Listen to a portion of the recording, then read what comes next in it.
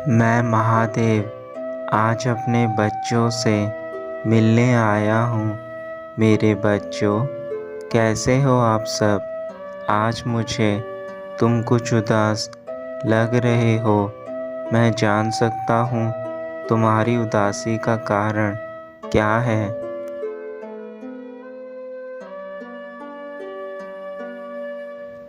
अगर तुम अपने भूतकाल को लेकर चिंतित हो तो वो लौट कर आने वाला नहीं है, इसलिए व्यर्थ की चिंता मत करो। आप अपने भविष्य को लेकर चिंतित मत रहो, क्योंकि जिसके बारे में आप जानते नहीं हैं उसके बारे में चिंता करके कोई फ़ायदा नहीं है। अगर आप भूतकाल को अपने भविष्य में सोचते रहेंगे तो अपने वर्तमान को जीना ही भूल जाएंगे। मैं यही समझाना चाहता हूँ कि आज आपके पास जो समय है सबसे अच्छा है, क्योंकि अगर आप चिंता में ही लगे रहेंगे तो आप अपने शरीर को खराब कर लेंगे। आपके शरीर को बहुत सारे रोग घेर लेंगे।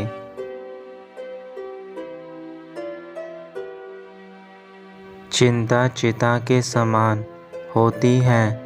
आवश्यकता से अधिक चिंता करने पर अंदर से इंसान खोखला हो जाता है। इसलिए अपने आज में जिए और अपने शरीर का ध्यान रखें, क्योंकि आपका शरीर ही आपके जीवन में आपका साथ अंत तक देगा। अतः अपने शरीर को बिना कष्ट पहुँचाए उसका ध्यान रखें। सुख दुख सबके जीवन में आते हैं, लेकिन चिंता करने से कुछ भी नहीं मिलता है। इसलिए आप संयम और धैर्य से काम लें। आप अपना ख्याल रखिए। आप अधिक चिंता ना करें। आपके भाग्य में जो लिखा है वैसा ही आपको मिलेगा। क्योंकि कुछ चीज़ हमारे हाथ में नहीं होती, इसलिए हमें उसे ईश्वर को सौंप देना चाहिए।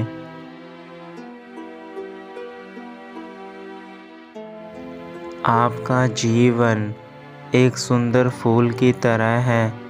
अगर आप उसको प्यार से संभाल कर रखेंगे, उसका ध्यान रखेंगे, तो वह भी खिलखिला कर रहेगा।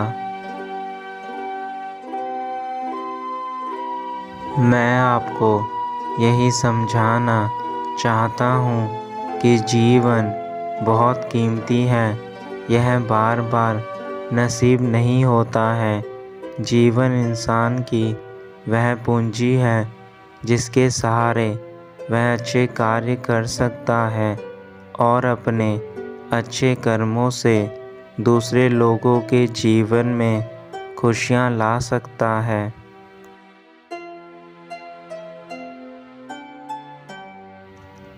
आप सफलता तब तक प्राप्त नहीं कर सकते जब तक आप में असफल होने का डर है। अगर आप जीवन में सफलता पाना चाहते हैं तो किसी खास समय का इंतज़ार मत करो, बल्कि अपने हर पल को खास बना लो।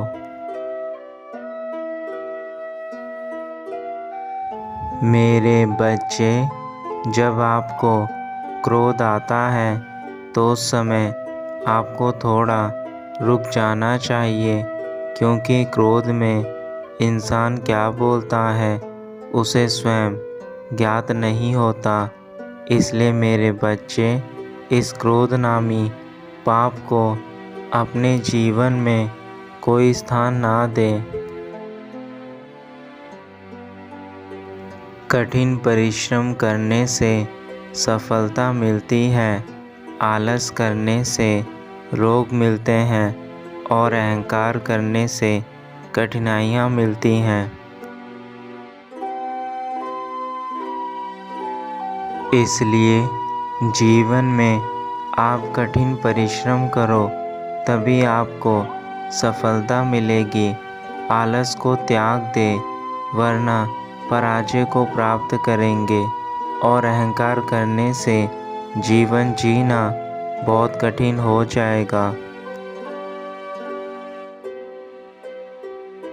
आपको ईश्वर का हमेशा धन्यवाद करना चाहिए कि उन्होंने आपको इतना सुंदर जीवन प्रदान किया है कि आप इस जीवन में सभी चीज़ों का भोग कर सकते हैं और अपने कर्मों द्वारा मोक्ष को प्राप्त कर सकते हैं। जीवन में चाहे कितनी भी परेशानियां क्यों ना हो, पर तुम्हें हमेशा उन परेशानियों का डटकर सामना करना है। जो भक्त परेशानियों का डटकर सामना करते हैं, मैं उनसे अति प्रसन्न होता हूँ और उनकी सारी इच्छाओं को पूर्ण करता हूँ।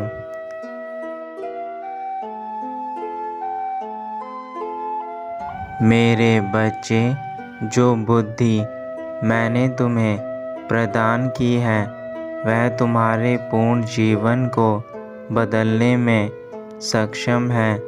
उस बुद्धि का प्रयोग करके संसार की हर एक कामयाबी को तुम हासिल कर सकते हो। इसलिए मेरे बच्चे, अपने भीतर की शक्ति को पहचानो और इस जीवन में सभी सुखों को पालो। यदि आपके पास कोई ऐसा व्यक्ति है जो आपको सदा सच्चाई की राह पर चलने के लिए प्रेरित करता है, अपने जीवन में से ऐसे अच्छे लोगों को कभी भी ना जाने दें। उनका साथ हमेशा रखें।